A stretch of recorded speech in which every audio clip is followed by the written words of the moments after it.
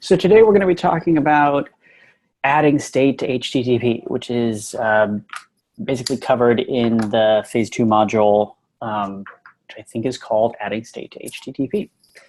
And there's obviously a bunch of resources to read in that module, and then there's a series of exercises at the end where you sort of build 4 versions of the same app, or you kind of make incremental changes to an app to implement state in different ways. So we're going to get into looking at some code, but I wanted to just talk more generally first before we pull up an editor about state and HTTP and that topic more broadly. So here we go. So HTTP is often referred to as a stateless protocol, which is just another way of saying that every request that comes into the server is handled completely independently and isn't affected by requests that came in prior to that. That's how the HTTP protocol is defined. There's nothing built into the protocol that's going to cause one request to influence the outcome or the handling of a subsequent request.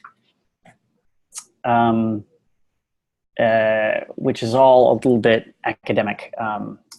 But what I usually think of when I'm thinking of state and HTTP is the movie Memento. I don't know how many of you have seen this movie, but it's about a guy who has no short-term memory. And so pretty much every time he gets distracted or every few minutes, he completely forgets everything that's happened up until that point, and sort of everything that's happened in the past several years for him. He had like a head injury at some point, and so everything after the head injury is just a blank except the last few minutes. And if you sort of make a loud noise and distract him, he goes back to nothing and forgets everything. And that's basically how your HTTP server is. Every time it receives a request, it's like a brand new thing. It has no idea what's happened before. It's sort of living every moment in the moment. For those of you who haven't seen Memento, maybe you've seen this movie. And this is the other image I have of HTTP servers is Dory, the fish with like the 7-second memory in Nemo. And so you can imagine your HTTP server sort of sitting there on the internet, and every time you come up to it, it says, "Oh, hey, hi, what's your name?" Even if it's the 7,000th time you've communicated with that server, every time you walk up to it, every time you send a request to it, the server has no idea what's happened in the past. It has no context for what's going on. It's just looking at the request you're sending right now, and dealing with that kind of with a blank slate. So obviously, to build more interesting web applications, you need some concept of state, right? You need to have some memory of what's happened before so that you can have an interactive application that knows what the user has clicked on before this point, for instance, right? If you're like on Expedia and you're buying plane tickets, right? You're going to do a search, and that's going to give you a results page, and then you click on something on that page, and eventually you sort of start walking through this process of giving credit card information, and you're going to go through a lot of screens. And so the server somehow has to know that, like, oh, you're on step 5 of this process. I've already received your credit card information and your flight details, and now I just need to get your frequent traveler number or whatever. And when when you're on Facebook, right? Obviously, Facebook, you don't want to have to type in your username and password every time you click on a link on Facebook to remind it who you are and that you're authorized to see whatever it is you're clicking on.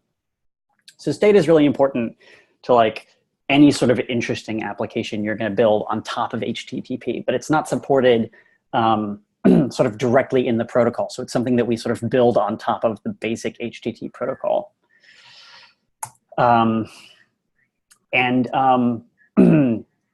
way we do that is with cookies, which I'm sure you're all familiar with. And a cookie is basically, imagine if you were Dory and you have no short-term memory at all. And so what you decide to do is just get a whole big pack of stickers. And every time you meet somebody, you just write their name on the sticker and you stick it on them, right? So that the next time they come up to you, you can just look at their chest and say, oh, this is Fred. And imagine if more than your name, you just started jotting down anything that seemed important that you needed to know about Fred. You just put it on a sticker and slapped it on him. So you might be walking up to people and they've got a bunch of stickers on them and it says, oh, this guy's name is Fred. He's terrified of mice. He has commitment issues. Whatever things you think you're going to need to know and remember, you just sort of like stick it on their chest so that every time they come up to you, they're sort of bringing with them right in front all the relevant information. So you don't have to remember it. You can just read it. Don't believe his lies. The guy in Memento does this similarly by like taking Polaroid pictures of people and then like writing notes about them on the back. So he has this sort of flashcard deck he can flip through when he sees someone to see like, do I know this person? What's important about this person? So that's the role that cookies are serving in HTTP and in our applications. A cookie is a little piece of data that a server sends back to a client, which in most cases is going to be like a web browser. And it's a piece of data that the server sends back to the client and says, hey, every time you ask me any question, can you please also include this piece of information? It's just like taking a sticker and sticking it on the browser. So that every time the server interacts with that browser, it will also see that information. And this is a voluntary protocol, sort of like all these web protocols, right? There's no policeman out there ensuring that every client behaves correctly, that every server implements the protocol correctly. It's just sort of an agreement that browsers are implemented so that if a server passes them this piece of information, they will by default send it back to the server every time they send any other kind of request to that server, which allows the server to have some sort of context. But obviously, this is a protocol that you can mess with, and there are a lot of plugins you can get for your browser, obviously, that will like tell your browser, stop implementing that part of the protocol, stop sending cookies. I don't want to allow cookies from this site or that site. So when you're turning off cookies, you're basically just telling your browser, hey, I don't care if the server sent you this information, like don't send it back to them, just ignore it. So what does a cookie really look like? So what we're looking at here is an HTTP response from a server that includes a cookie. So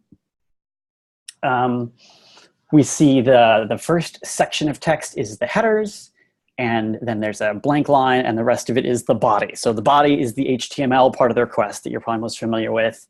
And the headers is the thing you never really see when you're surfing around the internet, but it's what's being passed back and forth between your browser and web servers. And there's a lot of different types of headers, but one of them is set cookie. Sorry, going the wrong way. And the set cookie header is how the server tells the browser, hey, here's a little piece of information that I would like you to give back to me every time you have a request in the future.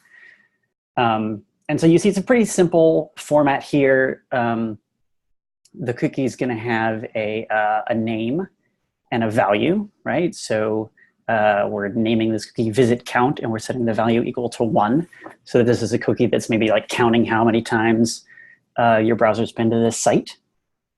And then there's other attributes you can set on a cookie. The one that we see here is path. So this determines what parts of this website this cookie should be included in requests for. So setting the path to / tells the browser anytime you request any page from this website, any page that starts with a / in the path, which will be everything, right? Please include this cookie. It's possible to set cookies only on specific paths, which will tell the browser, only send me this cookie if you're requesting a path that starts with /account or whatever part of the website the cookie is relevant to. So that's what a cookie looks like when the server sends it to the client. And then in future requests, this is an HTTP request that a client might send. So the next request that a client sent to the server after receiving this cookie would possibly look like this. So here's a request for /page. And again, we see a bunch of headers that are relevant to HTTP requests. And one of them is cookie. And we see that exact same format for the cookie here. So the browser is literally just taking that string visit count equal 1 and just passing it back to the server. And it's going to include this header for every request it makes to that server for any page.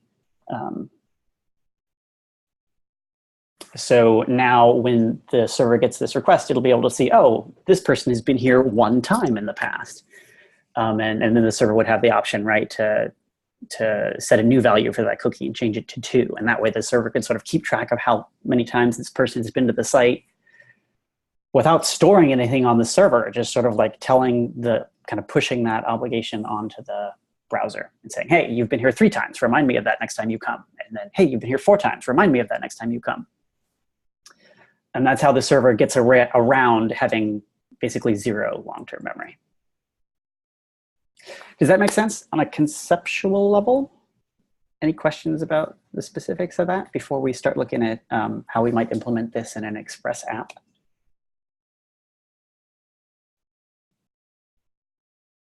All right. That's it for slides. Let's look at some code. So what I've got here is, I'm going to start this server, app 1. What I have here is an Express application, and I'm going to pull up the curriculum phase 2 and actually go to this module real quick. So this is the adding state to HTTP module. This is the one that we're talking about today. And down at the bottom, there's these exercises called secure session cookie. And that's the code we're looking at today is sort of my implementation of this exercise, my solution for the exercise. And this is broken up into 4 different parts. So app 1 through app 4. App 1, we're going to look at just storing a cookie, just like a simple plain text cookie. And then we'll look at storing an object in a cookie. And then we're going to sort of build on that to build some abstractions around storing an object in a cookie to store something that we can just think of as a session. And then eventually we'll look at like encrypting the cookie for security.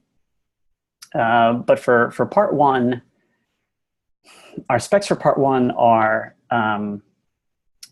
basic, have an app directory, blah, blah, blah. The interesting stuff is we visit just the homepage, and we should see a message saying, welcome, stranger, that asks for our name with a little form where we can enter our name. And once we enter the name, we should see a page welcoming us by name.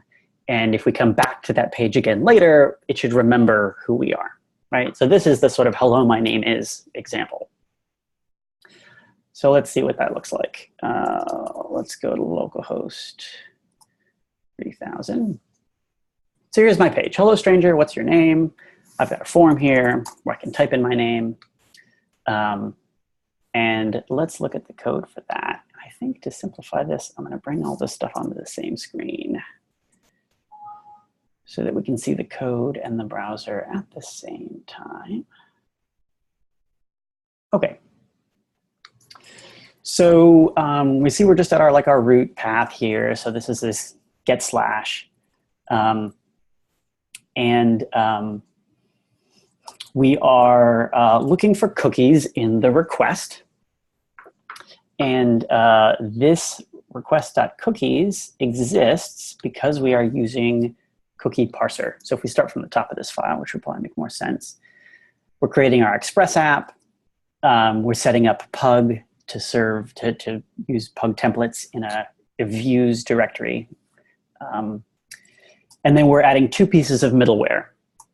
One is the body parser, which is going to parse the form details so that when we submit this form, body parser will sort of parse that out for us and make the form inputs and values available in request.body.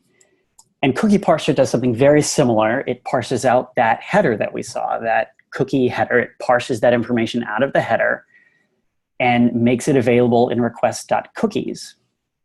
So that if there's a cookie with a certain name, we can access that by saying request.cookie and then the name of that cookie.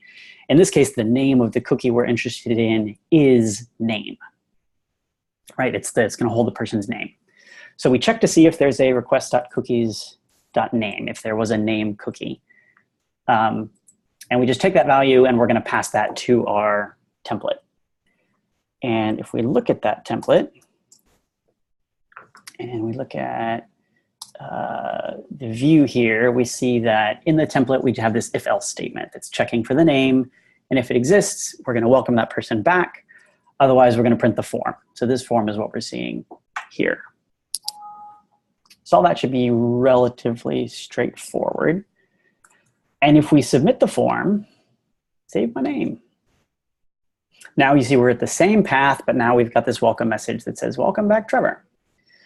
And if I go to Google, and then I come back to this site later, we'll see it still remembers that my name is Trevor. So magically, our server has some sort of memory now. It remembers who I am. So how is that happening? So here's the post request, right? The post route. So this is the route that'll get hit when I submit that form. Because if we look over here, we can see that this form has a method of post and an action of slash. So when we submit the form, the request that gets generated to the server is an HTTP post request for the slash route or the slash path. And it's going to include this name value. And so this is the route that catches that. And the first thing we do is we look at the body and we get the value for the name input. And again, this is provided to us by the body parser middleware has sort of parsed out the form parameters into this object for us. So we're grabbing that name, and then we're saying response.cookie name. So this is how we tell Express to add that set cookie header to the response. We call response.cookie. We give the cookie a name, and then we give the cookie a value. And there is a third optional argument here where you can set other attributes of the cookie. So we saw in the example that you could set a cookie on a specific path. So you could do that in options and a third argument here. There's other things you can set on a cookie, like how long the cookie should last. So you can tell a browser, hey, keep a hold of this cookie for 6 months and keep sending it back to me with every request. Or you can just tell the browser, only keep sending this cookie back as long as the user has their browser open. And if they close their browser and reopen it, this cookie should go away, which I believe is the default. So that's the behavior we probably have in this case.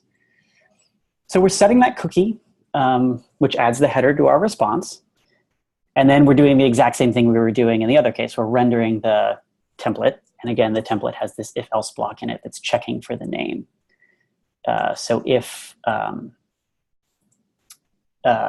our case, right, that name is going to come from the form parameters. So the first time we hit this page, the name comes from the form parameters. But then I went to Google and came back and just did a get to this same URL again.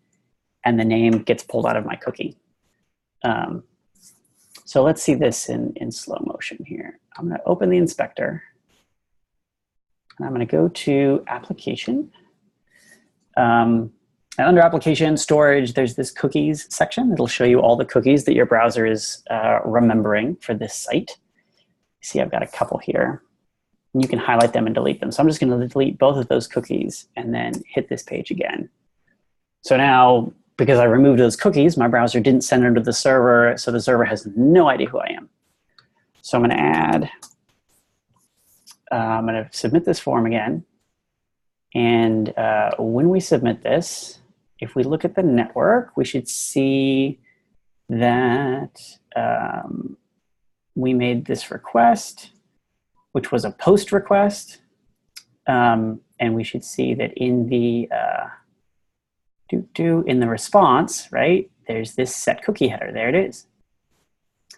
And we can see that in the request that we made that was submitting the form, we don't have any cookies in this request, right? Because no cookies had been set yet.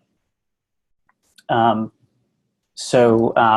because we had the name, in the request body, right? So here's the form data in the body of the request. Because we had the name will come in here in request body, and we can use that to render this page.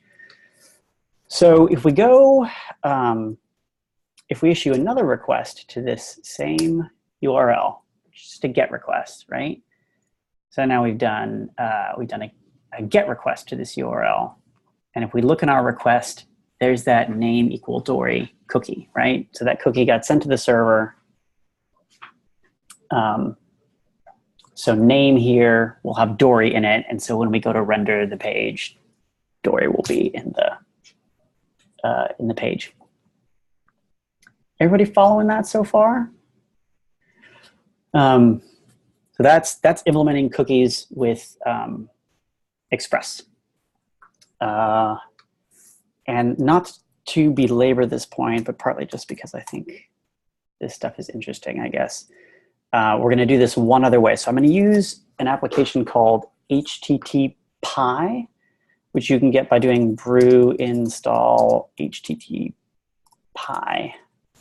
If you do that, it will install an application that gives you this little HTTP command in your command line. That's kind of like curl or wget. If you've used those, it's just a command line HTTP client that lets you like issue requests to an HTTP server. But I like it because it'll print out all of the headers and everything in the request, and it gives you an easy way to like make a request and set a cookie. So if I make a request from my terminal for localhost 3000, and I've got a -v here, which is telling it to print both the request headers, the full request and the full response. So here's the request. It's my GET request. Here's the response. And then here's the page. Welcome, stranger. What's your name? So the server doesn't know who I am because I didn't send any cookies. I can set a cookie by doing this, name equals Steve. And if I do that, the server response changes, right? This cookie header is in my request, and now the server response says, welcome back, Steve. And this is just to reinforce the notion that like there is nothing being stored on the server. So even though I didn't submit that form, the only point of submitting the form in the first place was to get the server to tell my browser to start sending a specific cookie. But I can just, using this command line app, I can just set the cookie myself to anything. And the server will just respond to that. So again, this is sort of, the server sort of thinks it knows who I am from a previous visit, but it actually, it doesn't. It's just, I'm telling it, hey, I was here before and you told me to tell you my name was Nemo. So let's look at the iterations on this exercise. So we're looking at the app1 issue, app1 part of the exercise, which is just store a name and a cookie. So if we look at the second part of this exercise, the second part expands that requirement and says that we should have a form that instead of just taking a name, takes a first name and a last name and a favorite color, and then should display all of that information to a user once they've typed it in. It should remember all of those things. So how do we store multiple values in a cookie? There's a couple ways of doing this. Let me just go over here and move into the app2 directory and start that application. And just for sanity's sake, we're going to delete all of our existing cookies. So we should have a fresh start here. So now our page has a few more boxes on it. And if we look at the template for that page, it looks very similar, but it's checking for a first name attribute to see if it has information. And then it's using first name, last name, and favorite color. And the form has those three inputs called first name, last name, and favorite color. Other than that, the view is very similar. But if we look in the server file here, This is almost identical, but there's a couple of small changes. So in response to the post, so when the form is submitted, now we're getting the entire request body. So this is an object that's going to contain all of, our inputs from the form. And we're passing that whole object as the value to response.cookie. And this is something that Cookie Parser will do for you for free. If you pass it an object instead of a string, it will basically JSON encode that object and store the JSON string in the cookie. And then it'll parse it back out for you from requests that contain that, like a JSON encoded cookie. So let's take a look at that. I've added this log line, and I'm going to move the server up over here so we can see this happening. So if I put my first name and my last name, so we'll see that the user info that comes in from the body, right, has all three of those things from the form: first name, last name, and favorite color. And this bit right here, right, this object is what we put into the cookie. And if we look at our cookie, we now have this cookie that is, it looks like that. I don't know how well you can see that. I don't know if there's a way that I can make that bigger. I can copy it, yay. So let's look at this cookie in full. No, I don't want to copy just that part. I want to copy the whole thing. No. Okay, well, unfortunately, this interface isn't as ideal. You can kind of see this cookie has a bunch of like parentheses, percent signs and escaped stuff. And this is basically like a URI escaped JSON string. But you can kind of see first name is in here, and Dory is in here, and last name is in here, and fish. You can kind of see the pieces of it. So this is just that object, that JavaScript object, sort of encoded in a way that's safe to stick in a cookie string.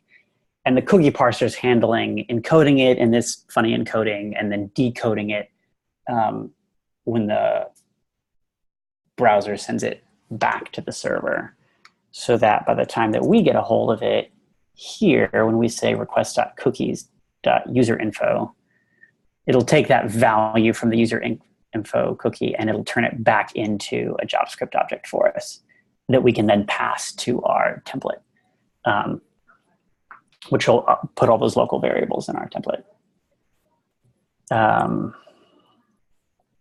So does that make sense? Did y'all follow that, or was that a terrible explanation?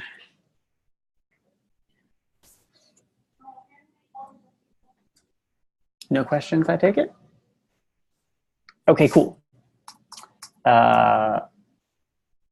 Let's move on to the next thing then. So the next thing we're going to try and do, now that we can store multiple things in a cookie, is we're going to try and we're going to do that, but we're going to rearrange our code so that we sort of abstract all of that messy storing an object in a cookie into just a general concept of a session. So our goal here is that in my routes, I don't want to have to think about cookies at all, right? I just want to be able to grab something called a session, and I want to be able to stick stuff in there and be confident that the next time a user visits my page and gets to any route, I can look in that session object and all that stuff will still be there. I just want it to be this like magic box that I can write things down about a user in and access later, even on a later request, right? So it's the same functionality we're getting here, but I just don't want to have to think about cookies and all of that in these routes and how it's implemented. I just want to know that I can store stuff in a session and get it back later. So what we're going to do to make that happen, I'm just going to go into our app3 folder, start that server, and app3. Let's look at the server. So the way we're going to do this is by using middleware.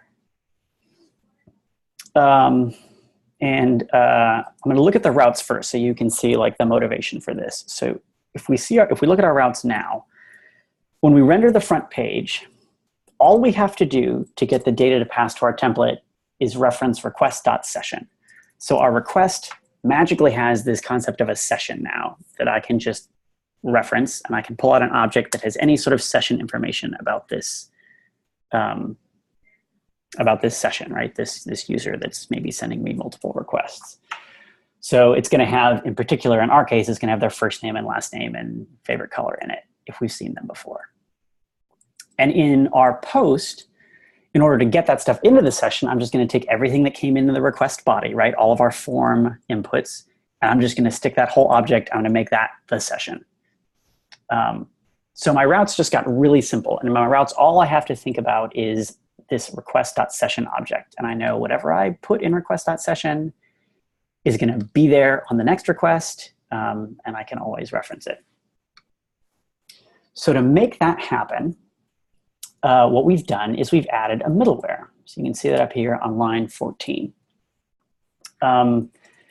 And we've talked about middlewares a bit, but for those of you who may not have been in those lectures or office hours, right, a middleware is just, it's a function that gets executed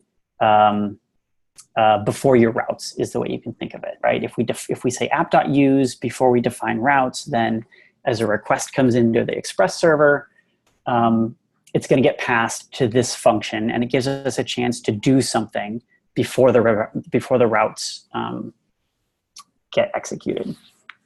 And so the first thing we're going to do in this middleware is we're going to look for a cookie called sessioncookie. And we're going to store whatever object is stored in that cookie in request.session.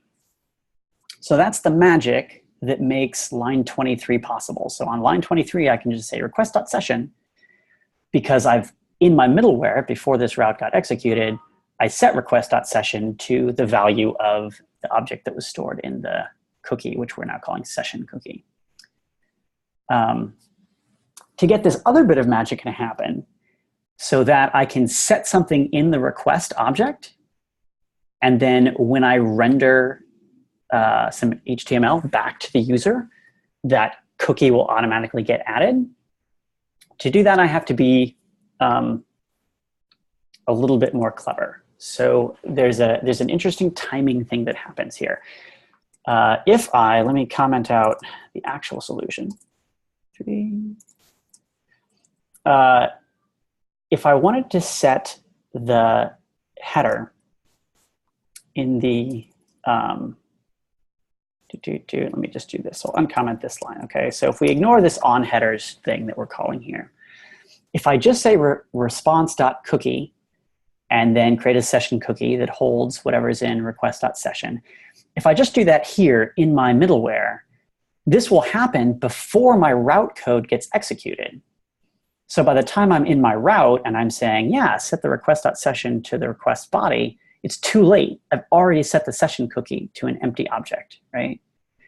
So I need some way to say, okay, after the code for the route has been run, but before we actually start sending headers back to the client, I want to get a chance to add a header at the last minute. And that's what this onHeaders function gives us. OnHeaders it's an NPM module that you can install, and it provides this onHeaders function, which is a function that takes a callback. So you pass it a request object and a callback, and you pass it a response object and a callback, and whenever that response is about to be sent to the client, it'll call this function and give you a chance to do something like right before the headers are actually written out over the internet to the client. And so we're using that to set this session cookie header at the last minute. so that any modifications that have been made to request.session as part of processing the route will have happened before we set the session cookie. And then again, because it's middleware, we always call next at the end so that Express knows that this middleware's work is done and the next middleware in the chain can get called, or the routes if there are no more other middleware before we get to the routes. So let's take a look at this. I'm going to delete this cookie and come back to here. So now we're running our app 3 version of this thing. It looks exactly the same, but we see that the name of the cookie has changed. It's the only really noticeable change that we'll see in the browser is that it's called session cookie now. And we can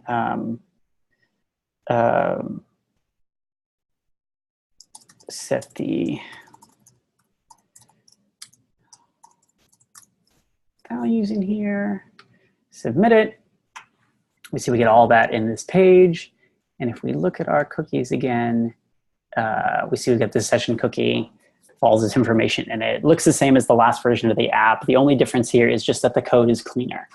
And you could wrap this whole middleware thing in an NPM module and then post it on npm.js.org so that no one else ever has to write this code, right? And they can just get request.session for free just by using, doing an app.use session cookie or whatever, right?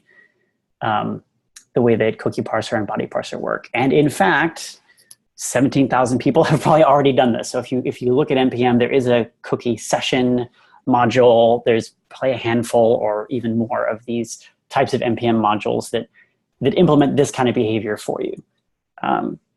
So you wouldn't necessarily have to write this from scratch in every application. But this will give you a sense of what those modules are doing. And it's not that magical, right? It's like 5 lines of code. So that's app 3. Any questions on that before we go to the last piece of this exercise?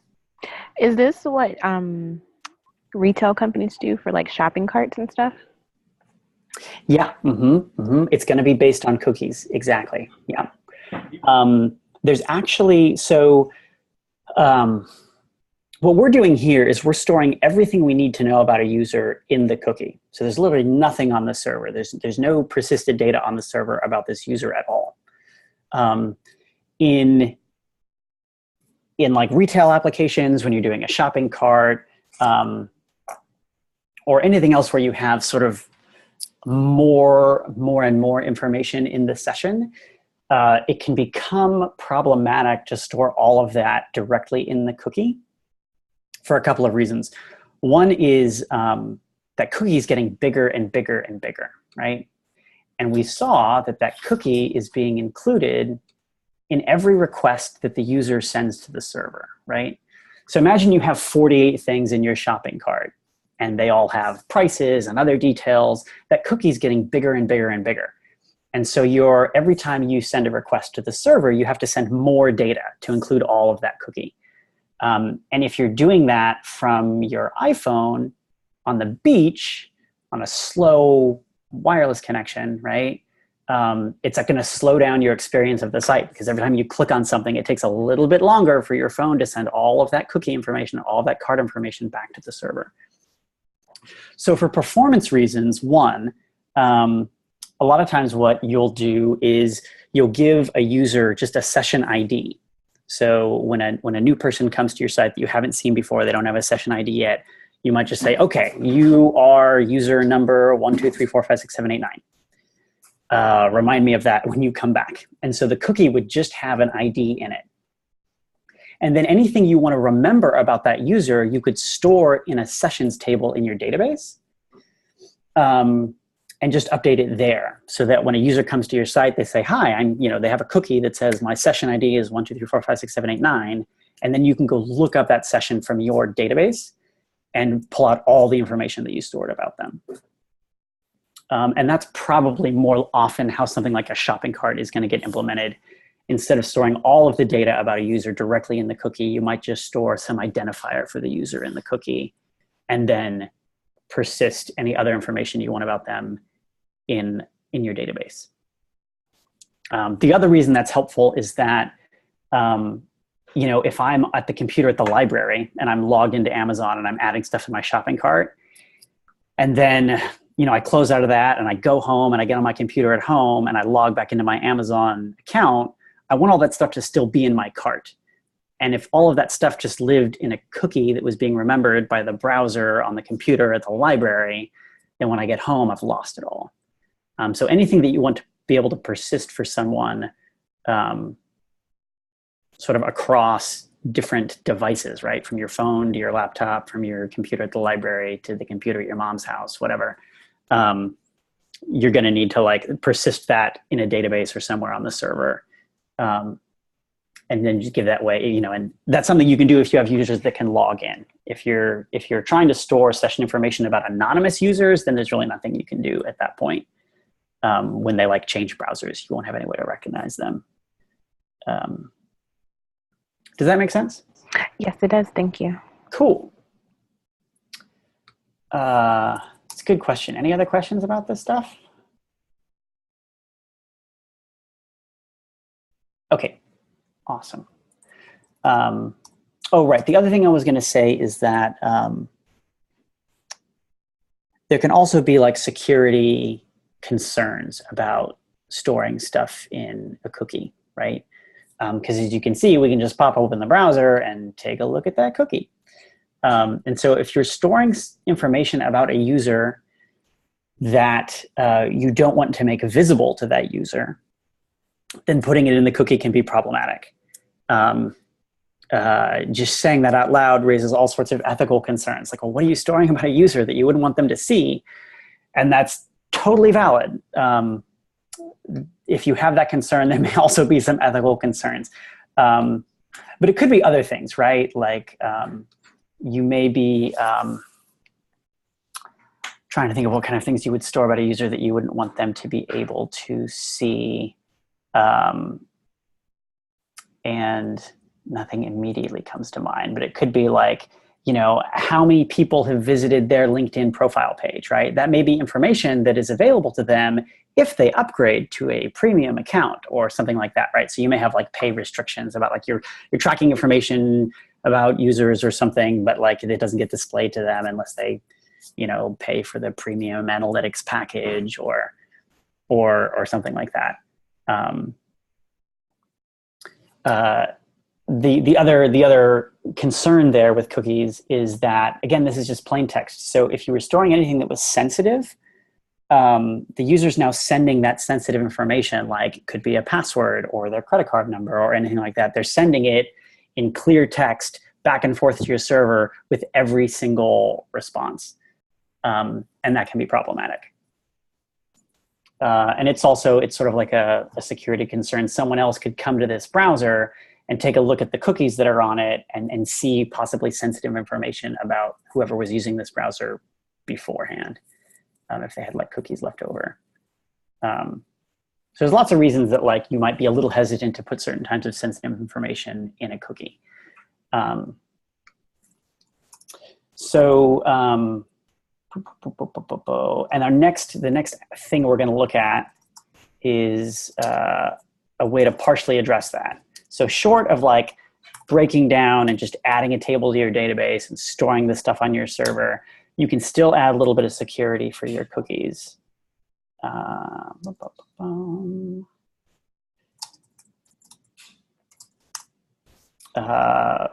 encrypting them.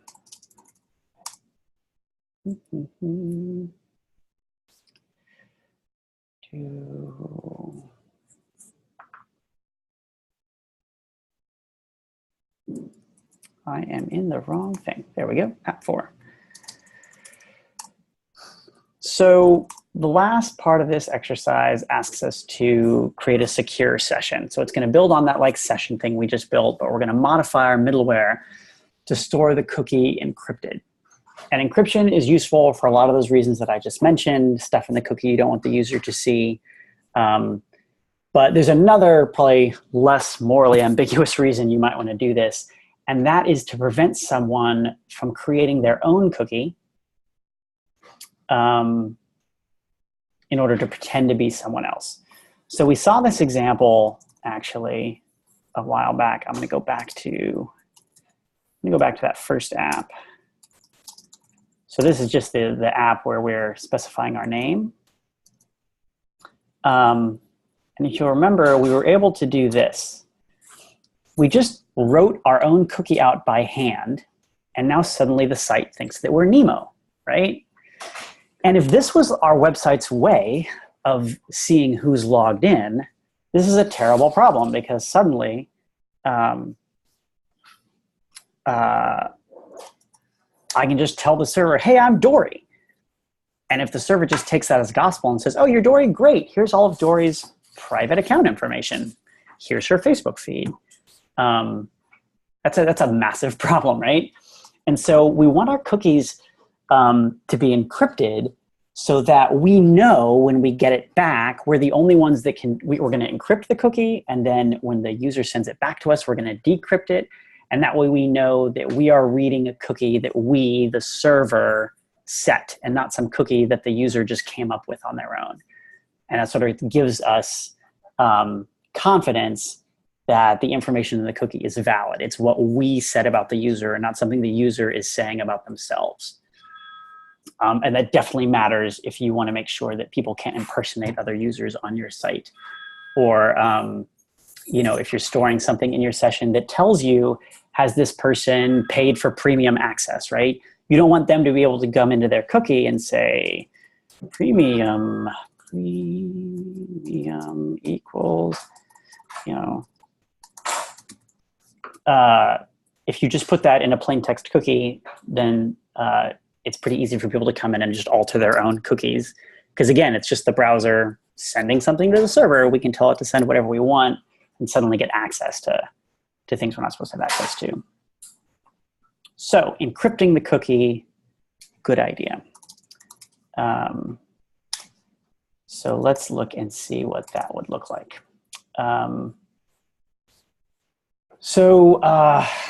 New stuff in our server. We're now using this krypter package, which is the one that's suggested in the exercises.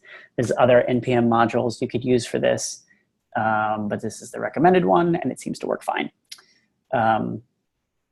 And krypter gives us this krypter constructor, right? So we can create a new object of type krypter, right? And the constructor takes an encryption key, which is just a unique string that's used in the encryption. So this creates sort of an encryption object here that can encrypt and decrypt the same messages. So you can think of encryption key as kind of like a key to your house, right? The lock is the same at everybody's house in the neighborhood, but everybody's got a different key. So you can think of the encryption as this. It's the same algorithm used to encrypt, and everybody on the internet could be using the same algorithm, but having a unique key is what makes your messages only decryptable by you. You have to know that key to decrypt them. So the way krypter works, let me pull up the documentation. Krypter. Why can't things just be spelled normally? So the way this works is you pass in some secret key, right? You kind of think of it like a password. And then you get this krypter object that has an encrypt and a decrypt message, encrypt and decrypt function. So you can encrypt any string of text, and then you can pass that encrypted string to the decrypt method and get the decrypted string back out. So encrypted, it looks like this, and then decrypted, it's gotten back to being bacon.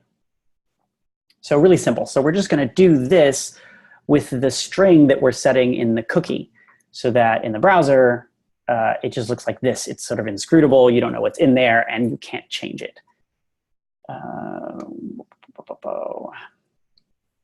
So in our code, that looks like it looks like this. And for this encryption key, so that we don't check in our encryption key in GitHub, we have created a config.json file. So I have this file in the same directory called config.json that just has a single JSON object in it with a single key called encryption key, and that points to a string,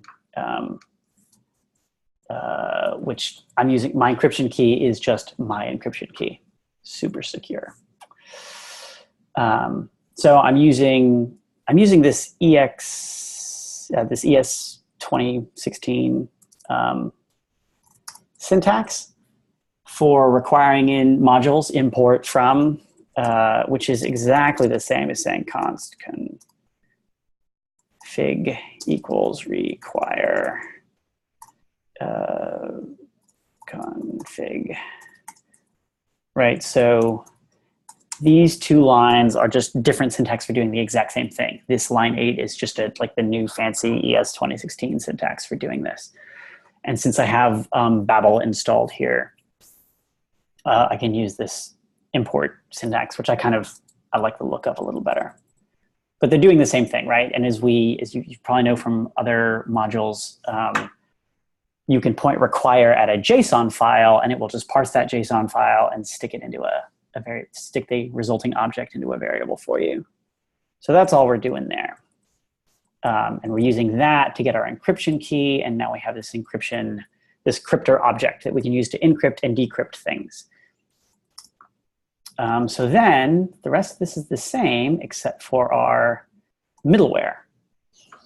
So we've changed the middleware a little bit now. Instead of just setting the session equal to whatever we get in request cookies session cookie, we're taking the string of the session cookie and we are decrypting it by calling a decrypt session function, which is defined at the bottom of the file. We'll go look at that in a second. And similarly, when we set the cookie in our onHeaders callback, we're taking that request.session and we are passing it to an encrypt session function first. That's going to give us like a secure and the encrypted version of that string to set in the cookie. So it's a small change to the middleware, and it's relying on two new functions, which, if we come down here, we can see the implementation. So encrypt session, we call it with a session. The first thing it does to check and see if the session is defined, because the first time someone visits the site, request.session is going to be undefined. So in that case, if there's no session yet, we just default it to an empty object. And then we take the session and we do JSON.stringify to turn it into a JSON string. And then we use krypter to encrypt that JSON string. So we've got an encrypted JSON string in the session. That's what we're setting in our cookie. And then when we get a cookie back from the user, we want to decrypt it. We're doing some checking for the sort of the base case here again, right? If there is no session cookie, then we'll just get undefined when we say up here request.cookies.session cookie, right? This could be undefined if the user's never been here to the site before. They won't have a session cookie, and this will be undefined. So if we call decrypt session with undefined, which we're checking for this way, then we just return an empty object. Their session is just an empty object because we don't know anything about them.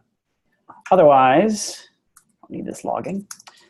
Otherwise, we are passing that string to krypter decrypt, which will decrypt the JSON string, leaving us with just the raw JSON string. And then we pass that JSON string to parse to turn it into an actual JavaScript object. And Bob's your uncle. And if we, oh, I'm running the wrong version of this thing, aren't I? Actually go into the app for directory and start the server.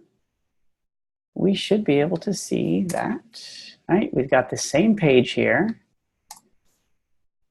And we'll see that we already have this session cookie, right? Just doing a GET request gives us this session cookie that's encrypted. I have no idea what's in there, but I've got a cookie. And the reason I have one is because on every request, the middleware is going to run. It's going to decrypt my session cookie. And since there wasn't a session cookie, it defaulted to that empty object and put it in my session. And then on the response to this GET request to pull down this form, a session cookie is always going to get set. So this here, 5EA8 blah, blah, blah, is just an encrypted JSON string of an empty object. And if I add some stuff in here, fish, blue.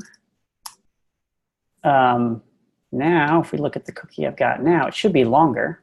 It is. So see, this cookie's a lot longer now because it's a longer string that's been encrypted. Still no telling what's in there. But we all know that what's in there is a JSON, an encrypted JSON string representing the object that has name, first name Dory, last name Fish, favorite color blue. But now there's no way for me to come in here and hack this and pretend to be Nemo or anybody else. I have to use this cookie or nothing at all. And I really, really, really wish, ooh, is that gonna work? Copy. Let's see, I would love it if, okay, so that's the cookie, that's the full cookie. So let's do one other cool thing here. So again, the browser has no memory of anything, right? I'm sorry, the server has no memory of anything. All it's doing is looking at this cookie value and decrypting it and inferring some past history with the user. So, and my server has a past history with this browser, right? This is the browser that's remembering this cookie. If someone else somehow got a hold of this cookie, right? So like I did, I just copied it. I could send this cookie to any of you, and you could run this in your browser. Localhost 3000, and then cookie. You could run, any of you could run this command in your terminal, hitting this same server, session cookie equals the session cookie. And so I send this request to the browser and to the server. The server sees the encrypted cookie, right? It decrypts it. It parses the JSON, and it says, oh, you must be Dory Fish. Your favorite color is blue. So even though this is encrypted, right, there's a security concern there. It's important that nobody else gets their hand on this cookie because this cookie is as good as a password, right? If it's what the server is using to verify that you are who you say you are, then you can grab it out of one browser, stick it in another, send it to nefarious actors in other parts of the world, and it can be used to sort of steal a session, right?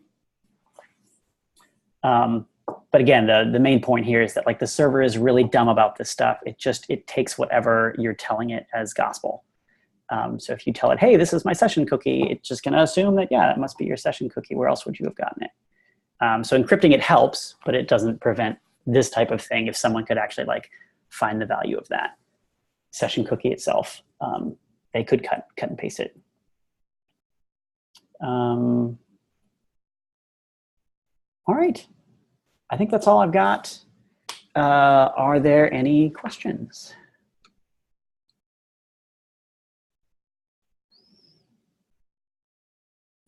Cool. All right, y'all. Well, thanks so much. Enjoy the rest of your Wednesday, and I will see you around.